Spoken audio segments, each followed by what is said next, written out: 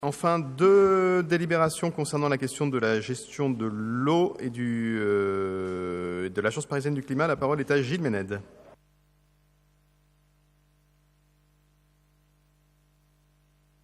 Merci. Alors, sur la délibération, quel numéro est là, celle-là concernant la DBE 30, oui, pardon. Il s'agit d'une subvention de 8 800 € avec une convention avec l'Agence parisienne du climat pour un défi famille zéro déchet. Donc ça s'inscrit évidemment dans le plan local de prévention des déchets ménagers et assimilés. Il s'agit effectivement d'avoir donc ce plan adopté donc au Conseil de Paris en novembre 2017 comprend 20 actions, 6 axes stratégiques et 5 gisements de déchets. L'objectif national étant de réduire de 10% les déchets ménagers et assimilés entre 2010 et 2020. Comme il a été fixé par la loi de transition énergétique et croissance verte de 2015, votée sous le gouvernement précédent.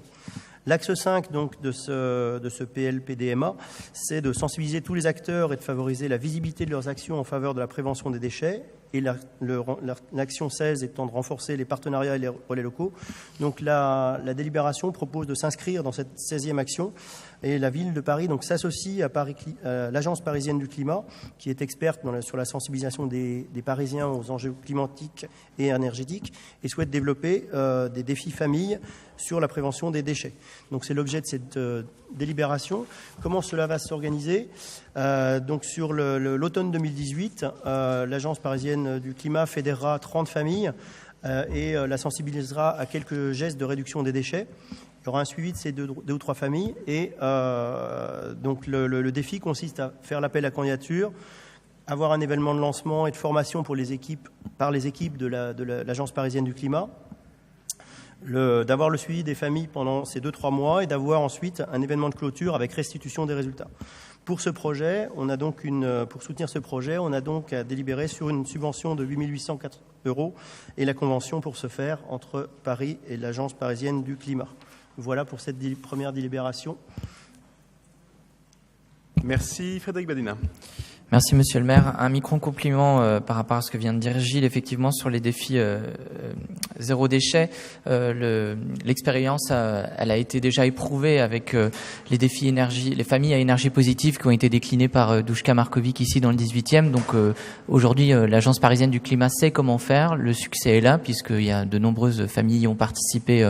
Je crois que c'était il y a 2 ans dans mes souvenirs. Vraiment, les effets sont immédiats. Ça permet derrière à beaucoup de familles de se mobiliser sur ces questions-là. On a un vrai sujet sur le tri des déchets, sur comment trier, la sensibilisation. Et donc voilà, l'idée c'est vraiment d'essayer de faire en sorte que l'on puisse, sur un temps court, mais en inscrivant cela dans une action qui soit bien structurée, le fait que toutes les familles puissent s'engager dans le 18e dans cette dynamique-là. Merci beaucoup. Pas d'autres demandes de prise de parole. Je vais donc soumettre aux voix cette délibération qui est pour, qui est contre, qui s'abstient à l'unanimité. Elle est adoptée. Et enfin, dernière délibération à notre ordre du jour, la modification du règlement du service public de l'eau. La parole est à Gilles Ménède. Alors, pour conclure les délibérations de cet ordre du jour, effectivement, la modification du règlement du service public de l'eau.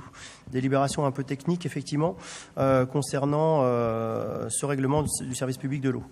Un article du Code général des collectivités territoriales dispose que les communes et les groupements de collectivités territoriales établissent pour chaque service d'eau et d'assainissement dont ils sont responsables un règlement de service, définissant en fonction des conditions locales les prestations assurées par le service ainsi que les obligations respectives de l'exploitant, des abonnés, des usagers et des propriétaires.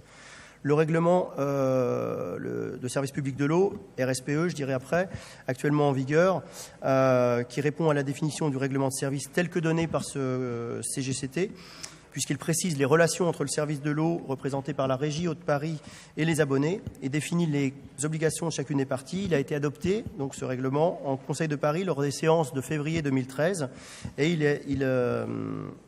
il visait à l'époque à mettre en conformité avec les évolutions législatives, notamment la loi Warsmann de 2011, qui était relative à l'écrêtement des factures en cas de fuite après les compteurs dans les locaux d'habitation.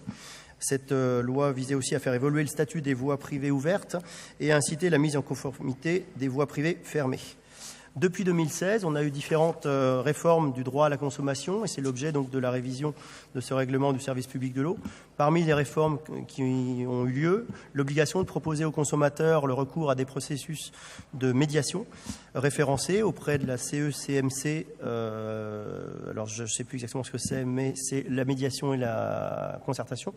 La mise en place d'un contrat d'abonnement pour les consommateurs abonnés directement au service, la capacité de chaque abonné de se rétracter quand il y a des problèmes, et la gestion des données collectées auprès des abonnés. Donc ça, c'est les différentes réformes du droit à la consommation qui sont intervenues depuis 2016. Ça a suivi son cours, son chemin, et donc ces évolutions ont été délibérées en conseil d'administration d'Eau de Paris en 2016, avec une information aux abonnés parisiens sur leur site internet et sur des encarts de factures. Depuis lors, d'ailleurs, en plus, le CA d'Eau de Paris a aussi décidé d'annuler les frais de relance, qui sont de 15 € en cas de défaut de paiement d'une facture, suivant les recommandations de la DGCCRF. La DGCCRF a rappelé aussi que les fuites survenant sur des branchements de secours incendie doivent être acquittées par l'abonné sans possibilité d'écrêtement. Donc la révision qu'on vous propose est l'occasion d'ajuster les dispositions transitoires et ces nouvelles dispositions concernant les réformes sur le droit à la consommation. Donc la nouvelle rédaction de ce règlement de service public de l'eau rappelle ainsi les obligations de l'abonné et clarifie les modalités d'accompagnement par le service public de l'eau. La mise en conformité des voies privées fermées sous l'égide du représentant de voie permettra de régulariser les éventuels piquages sans autorisation, les branchements non résiduels et de réduire les fuites d'eau. En réponse aux demandes des abonnés également, le texte distingue désormais plus clairement les frais d'accès au service et les pénalités en cas de non-respect du règlement. De même, ont été précisées aussi des obligations d'accessibilité au compteur par le service pour en garantir la bonne maintenance. Et enfin, la structuration du document type a été modernisée afin d'en faciliter l'appropriation par l'abonné. Et en complément, l'agence en ligne et le site internet apporteront les conseils, les bonnes pratiques, notamment en matière de limitation des risques sanitaires, sous forme de fiches et vidéos. Donc voilà l'essentiel de cette délibération et du contenu de ces modifications sur le règlement du service public de l'eau. Et donc la délibération vous propose d'approuver ce projet de révision de ce RSPE. Merci beaucoup pour cette présentation dense. Pas de difficulté. Je vais la mettre aux voix. Qui est pour? Unanimité. Elle est adoptée.